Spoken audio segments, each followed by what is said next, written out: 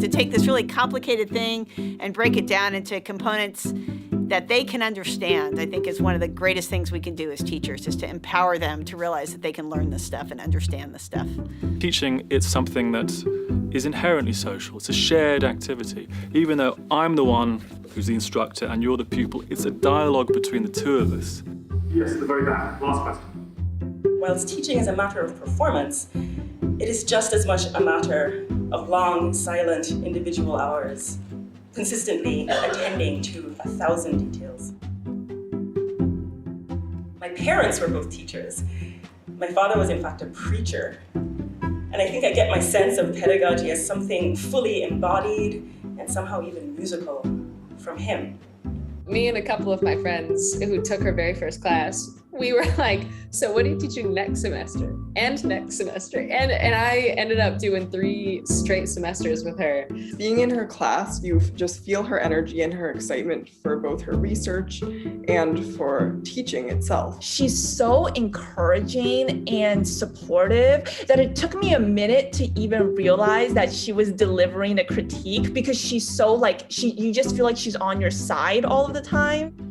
She is able to create an academically rigorous environment. A warm and open and inclusive and welcoming space to learn and talk about really difficult subjects, while also acknowledging that where we are isn't safe and won't be safe and hasn't been safe and doesn't need to be in order for us to keep doing the work we're interested in doing. Where you feel comfortable expressing yourself and comfortable challenging yourself to become a better scholar and just like a better person too.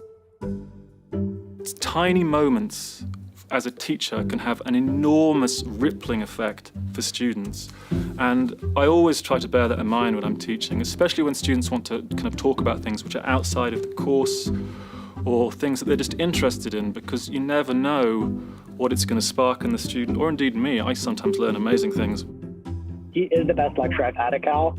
Because of Paulin courses my freshman year, that is why I ended up pursuing the data science minor. More than just being a good teacher, he's a brilliant one that really gets the material and pedagogically knows how to teach it in a way that is tangible and lovable and enjoyable, which are not usually synonymous with math, in my opinion. So she developed this entire background in physics before she even entered into neurobiology. And she just really knows the intricacies of how things work, and she can also explain them. My PhD is actually in physics. At physicists, we feel like we can understand things at very logical and basic levels. That there's an order in which things happen. There's a logical way to think about things. And so I actually try to use that framework when teaching biology whenever I can. One of the most important things that she's kind of taught me is that in lab, you need to understand the equipment that you're using. You understand the physical phenomena behind what's happening, and I feel like you learn better that way. To teach well, you've got to remember what it's like not to know it, right? And I think often about where I was sitting even in the library at the moment it kind of came to me. And I asked myself, what was it that made the spark? I always try to incorporate that into my teaching. He doesn't introduce a topic and go, oh, this must be intuitive to everyone. He's like, this is weird, but we're going to explore this together, and I'm going to take you through the tips and tricks that allowed for me to understand it when I was in your position.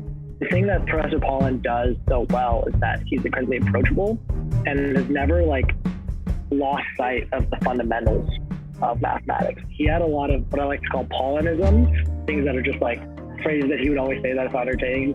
I think my favorite one that I still remember from 3 years ago is he'd always say, this is a mind-melting fact. This is mind-meltingly amazing. He always would say that.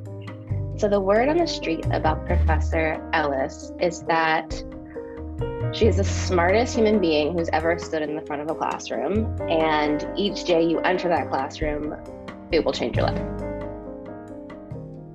She helped me trust myself. So she really just shaped who I am as a writer, She's really shaped my approach to literary analysis. She's been teaching me since the moment I met her, and I wasn't officially a student in her class for like 2 years.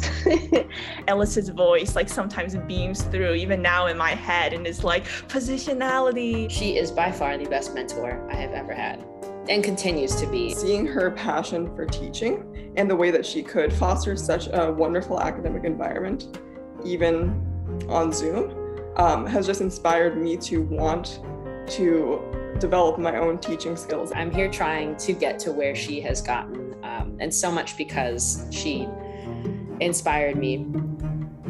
Professor Fellers really enhanced my sense of belonging and also confidence as a scientist. With her, it was an instant connection, an instant sense of, I can do this too.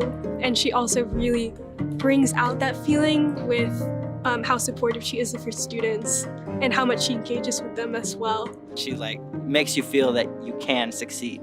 I think it's really empowering to the students for us to say, I don't know, what do you think? Or, ask another student in the room, or I often will ask my TAs, to say, do you guys know the answer to this question? When students see that, then they realize that even those of us who have, made it to this kind of position are still saying, I don't know, and still have things that we don't understand, and that we turn to other experts, no matter where they are on the hierarchy of academia, to get answers. It's an important thing for them to realize that we all belong. We all bring something to the table. It's just really rewarding for me as well to think back at that one topic that I suddenly understood and the cascade effect it had, and it led me to Berkeley. And it makes me think, well, goodness, what is this going to lead for that student? They could go into amazing places, right, starting from this. I work in the way I do and teach in the way I do for my students, especially students who don't yet know their own genius, because it was how I was taught. And that made the difference for my whole life. To let people who maybe had not considered themselves to be a scientist to learn how to be a scientist. That's the thing that motivates me the most.